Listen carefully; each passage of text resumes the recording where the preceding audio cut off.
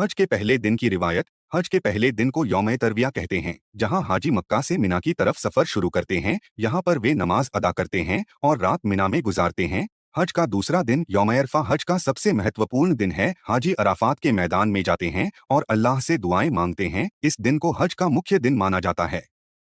शैतान को पत्थर मारना। मिना में हाजी 3 स्थानों पर शैतान को पत्थर मारते हैं। यह रस्म बुराई से मुक्ति पाने और अल्लाह की राह पर चलने का प्रतीक है। कुर्बानी की रिवायत। हज के दौरान हाजी कुर्बानी करते हैं, जो हजरत इब्राहीम की अल्लाह के प्रति वफादारी की याद दिलाता है। कुर्बानी के गोश्त को गरीबों में बांटा जाता है। तवाफ एफादा। हाजी मक्का लौटकर काबा का तवाफ करते हैं। इसे तवाफ एफादा कहते हैं, जो हज की एक महत्वपूर्ण रस्म है। सफरेस्फा और मरवा। हाजी सफा और मरवा पहाड़ियों के बीच 7 बार चक्कर लगाते हैं। यह रस्म हजरत हाजरा की अल्लाह पर भरोसे की निशानी है, जब उन्होंने पानी की तलाश में दौड़ लगाई थी। हरम में हराम। मक्का के मस्जिद हरम में एक खास क्षेत्र है, जहाँ कुछ काम मना होते हैं, जैसे शिकार करना, पेड़ पौधे काटना आदि।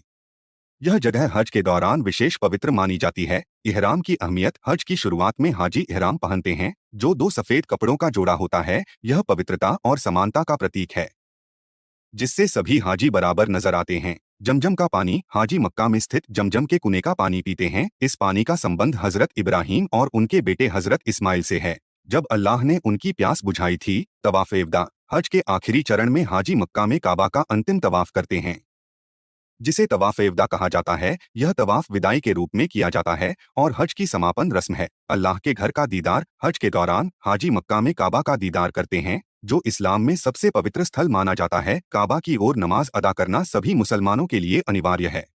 नबी की मस्जिद का दौरा। मदीना में मस्जिद नबवी का दौरा करना भी हज का महत्वपूर्ण हिस्सा है। यहाँ हजरत मोहम्मद साहब की कब्र है और यह मस्जिद इस्लाम के दूसरे सबसे पवित्र स्थल के रूप में मानी जाती है। हज की दुआ। हज के दौरान हाजी एक विशेष दुआ करते हैं, जिसे लब्बैक अल्लाहुम्मा लब्बैक कहा जाता है। इसका मतलब है, हे अल्लाह, मैं हाजिर हूँ। हज की यात्रा का मकसद। हज का असली मकसद है आत्मसुधार, अल्लाह के प्रति अकीदत और पूरी दुनिया के मुसलमानों के साथ एकजुटता दिखाना। मुल्तवी हज। अगर कोई हाजी किसी कारणवश हज नहीं कर पाता तो उसे मुल्तवी हज कहा जाता है और वह अगले साल फिर से हज करने की कोशिश करता है। हज के दौरान संयम। हज के दौरान हाजियों को संयम बरतना होता है। वे झगड़े से बचते हैं, गाली गलौज नहीं करते और धैर्य और शांति बनाए रखते हैं।